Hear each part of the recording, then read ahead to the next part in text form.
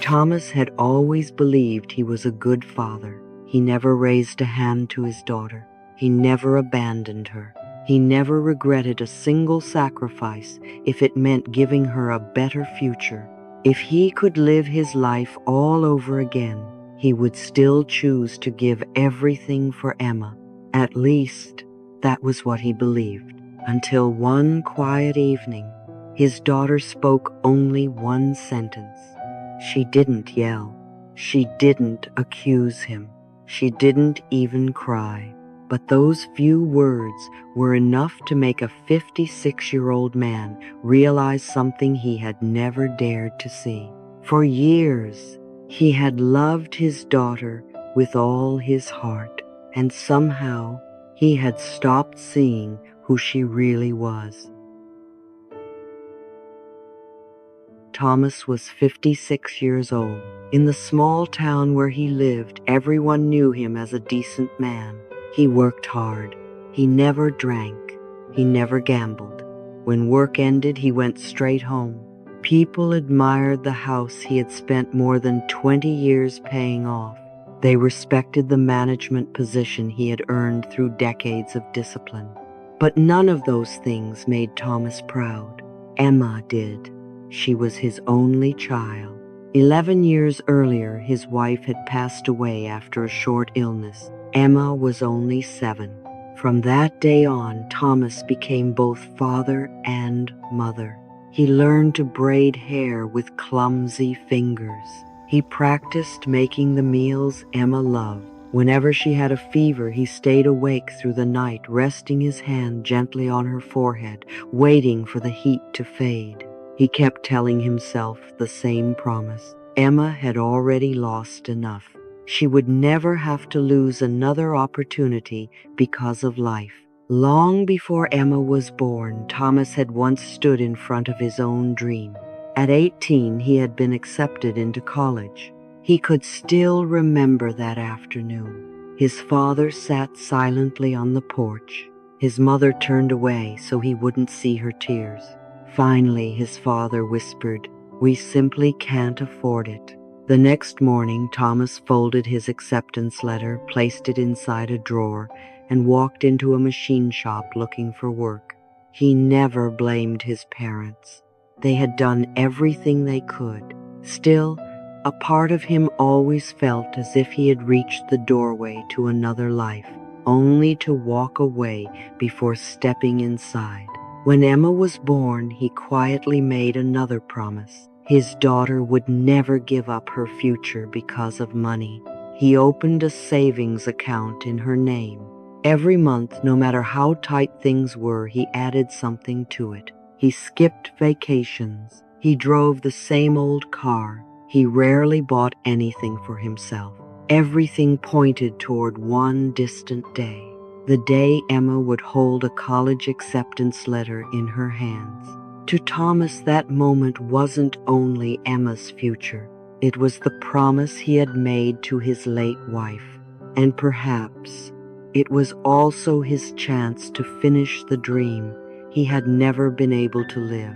He never realized that the promise born from love was slowly becoming a burden too heavy for a little girl to carry. When Emma entered her senior year of high school, the entire house seemed to revolve around a single date: college entrance exams. Thomas bought a large whiteboard and hung it in the living room. Across the center he wrote, 312 days left. Every morning before work, he erased one number and wrote the next. At first, Emma thought it was fun. They planned study goals together. They celebrated good practice scores with movie nights.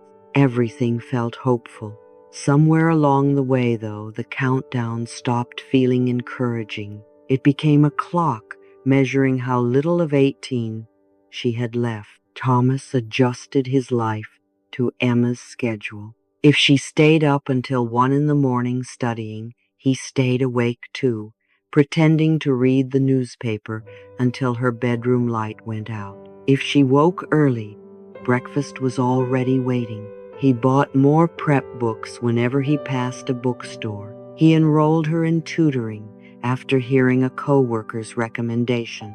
He purchased online courses the same night someone mentioned them. Thomas believed one thing: if there was anything he hadn't done for Emma, then he had failed as a father. One Saturday evening, Emma's phone buzzed over and over. Her friends were planning one last concert together before graduation. She looked at the messages for a long time before asking softly, "Dad, can I go with them this Saturday?" Thomas glanced at the calendar. Only a little more than a month remained before the exam. He smiled with the same gentle smile Emma had known all her life. "Let's wait until the exams are over. We'll go anywhere you want then. Don't let yourself get distracted now, okay?" Emma looked at him for a few quiet seconds. Then she nodded. "Okay." No argument, no pleading. She simply sent one message into the group chat: "Sorry, I can't make it." Later that night, Thomas passed by her bedroom. He saw her placing 2 concert tickets into a drawer. One carried her name, the other belonged to her best friend. He stood there for a moment. He almost walked inside. Instead, he quietly turned away. One day she'll understand, he thought. He didn't know that it would be the last class event Emma would ever be invited to before graduation. After that night, she stopped talking to him about her friends. Less than 3 weeks remained before the entrance exams. Nothing inside the house had really changed. Yet somehow laughter had quietly disappeared. Every evening after dinner, Thomas placed a notebook on the table between them. He called it their progress journal. Every subject was divided into small goals. Practice scores were recorded. Mistakes were rewritten and reviewed. Thomas never raised his voice. Instead, he asked gentle questions. "You only studied 4 hours today. You still aren't confident with those chemistry problems. Your literature score dropped a little this week."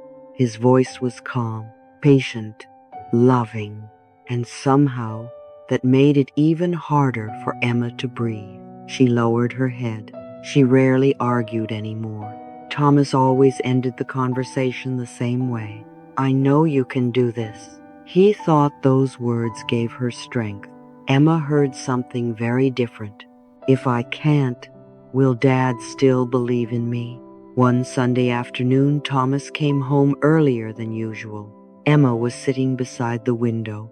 She wasn't studying. She wasn't scrolling through her phone. She was sketching. Slow pencil strokes slowly brought her mother's face back to life. Thomas froze.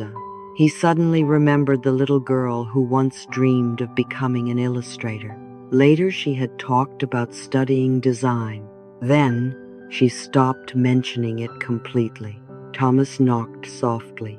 Emma quickly closed the sketchbook. "I was only taking a break." He smiled, then quietly said, "After the exams, you'll have all the time in the world to draw." She nodded. When he left the room, Emma tore the finished portrait into pieces. A week later, the school invited parents to its final orientation. The principal spoke about stress. "The greatest gift parents can give right now is not more expectation, but the certainty that their children will still be loved, no matter what happens." Thomas applauded politely. Deep inside, he thought, "That's true, but Emma is different. She can handle it." That night, he carried a cup of warm milk upstairs. Emma had fallen asleep over her books. A graded essay had slipped onto the floor.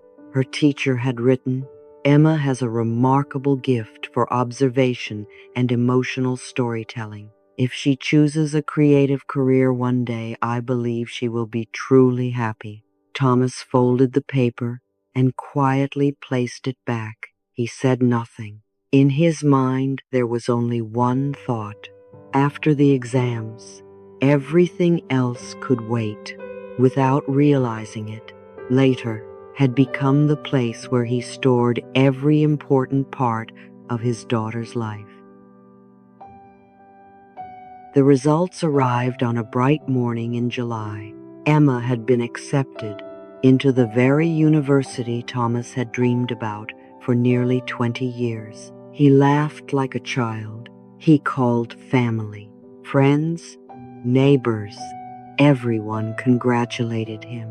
That evening, the house was filled with celebration.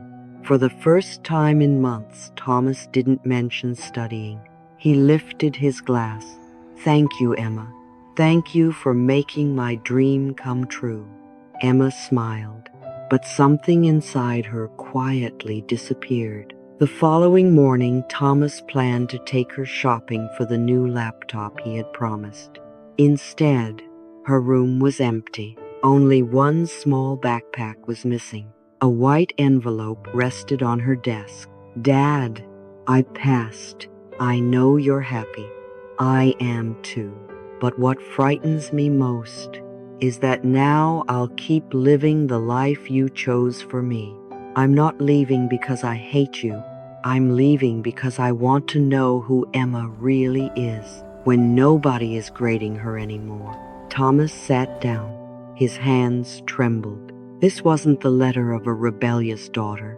It was the letter of a girl who had spent 18 years trying to be good enough. The final line read, "I'll come home when I'm brave enough to live my own life." Thomas slowly looked around the room. The books, the practice exams, the countdown board. Lean. For the first time, he understood. He had counted every day until the exam, but he had forgotten that his daughter had been growing into her own person. 3 months later, on a quiet autumn afternoon, someone knocked at the door. Emma stood outside, a little thinner, a little tanner, but peaceful. Thomas hurried toward her, then stopped. For the first time, he didn't ask about college. He didn't ask about plans. He simply asked, "Are you okay?" Emma smiled. "I am. How about you?" Thomas laughed softly. "I'm learning too. Learning how to be the father of a grown daughter." Emma opened her backpack and pulled out an old sketchbook. "Do you remember? I used to love drawing." Thomas accepted it with both hands. He turned each page slowly. For the first time in years, he wasn't searching for success. He was simply trying to understand his daughter. "May I finish the whole book?" Emma smiled. "Of course." She stepped forward and hugged him. Years of distance quietly disappeared inside a single embrace. Perhaps the hardest part of being a parent isn't sacrifice, it's acceptance. Accepting that our children were never born to finish the dreams we couldn't. No child should ever have to earn the right to be loved. When we finally loosen our grip on the outcome, our hands become gentle enough to hold theirs instead. Sometimes that is the memory they carry for the rest of their lives. If Thomas's story reminded you of a parent or helped you reflect on the way you love the people closest to you, please share this story with them. One heartfelt conversation today may change the years ahead. And if you enjoy quiet stories about family healing and personal growth, subscribe to The Peaceful Chapter and join us for the next chapter of this journey.